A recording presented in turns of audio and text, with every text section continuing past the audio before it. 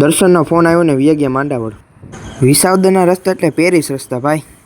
થોડાક આગળ ગયા ને રસ્તો આવી ગયો સારો એટલે ભાઈ કરી દીધી ફોનની સ્પીડમાં ગાડી. છૂમે છૂમ જાય હો ભાઈ, ઉડે તો જ. હા, આપણે પહોંચી ગયા માંડાવળ.